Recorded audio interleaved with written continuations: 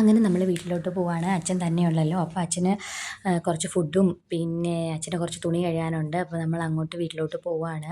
നമ്മൾ ഇവിടെ എത്തിയപ്പോഴത്തേക്കിന് railway cross അടച്ചിട്ടേക്കുമായിരുന്നു train പോകാനായിട്ട്. പിന്നെ നമ്മൾ ട്രെയിൻ പോകാനായിട്ട് വെയിറ്റ് ചെയ്തു.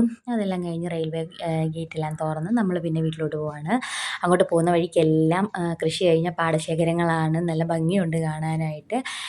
കുറച്ചൊക്കെ വെള്ളം കയറ്റിയിട്ടുണ്ട്. കുറച്ചൊക്കെ വെള്ളം കയറ്റാനുണ്ട്. രണ്ടാം കൃഷിക്ക് വേണ്ടിയിട്ടായിരിക്കും.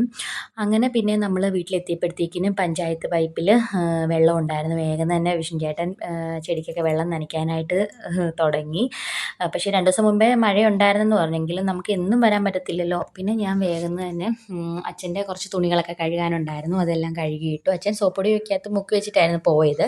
പിന്നെ ഞാനതെല്ലാം കഴുകിയിട്ടു. പിന്നെ ഞാനിങ്ങനെ അവിടെയെല്ലാം തൂത്തുവാരി മുറ്റമൊക്കെ തൂത്തുകൊണ്ട് നിന്നപ്പോഴത്തേക്കിനും ഓമയിലൊരു ഓമയ്ക്ക് മുട്ടനൊരു ഓമയ്ക്കായിരുന്നു കേട്ടോ കിളി കൊത്തി. നല്ല മധുരമാണ് ഇത് പഴുത്ത് കഴിഞ്ഞാൽ. അപ്പം 2 എണ്ണം വേറെ വിളഞ്ഞ് നിൽപ്പുണ്ട്. അപ്പം ഞാൻ ചേട്ടനോട് പറഞ്ഞു, ചേട്ടാ അതുകൂടെ ഇട്ടോ, അല്ലെങ്കിൽ അത് ഇനിയും നമ്മൾ വരുമ്പോഴത്തേക്കിനും ചിലപ്പോൾ കിളി കൊത്തുമായിരിക്കുമെന്ന്. അങ്ങനെ ചേട്ടൻ അത് കുത്തിയിടാനായിട്ട് പോയപ്പം അതിൽ ഒരെണ്ണം കുത്തിയിട്ടതും നമ്മുടെ പെരയുടെ മണ്ടയ്ക്കോട്ട് തന്നെ പോയി. അത് പിന്നെ എടുക്കാൻ പറ്റിയില്ല. പിന്നെ ഒരെണ്ണം ഉണ്ടായിരുന്നു, അത് എടുത്തു നമ്മൾ.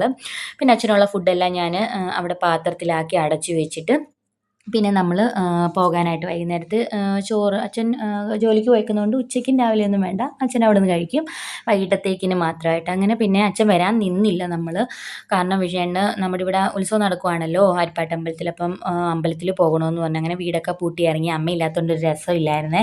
അല്ലെങ്കിൽ അമ്മയുള്ളപ്പോഴത്തേക്കിനും നമ്മൾ വരിക, റെസ്റ്റ് എടുക്കുക, അങ്ങനെ ഇത് ജോലിയാണ്. അങ്ങനെ പിന്നെ വേഗത്തിൽ തന്നെ ഇറങ്ങി. അച്ഛനെ കാണാൻ പറ്റിയില്ല. ഇനിയും ഉത്സവമൊക്കെ കഴിഞ്ഞിട്ട് വരാം. അങ്ങനെ ഞാൻ തൂത്തൊക്കെ വാരി തുണിയൊക്കെ കഴുകിയിട്ടിട്ട് പിന്നെ നമ്മൾ പോവാണ്.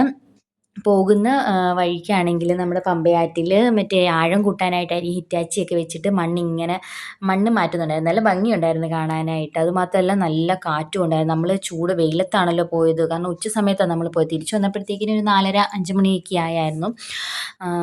നല്ല കാറ്റുണ്ട്, നല്ല സുഖമുണ്ടായിരുന്നു.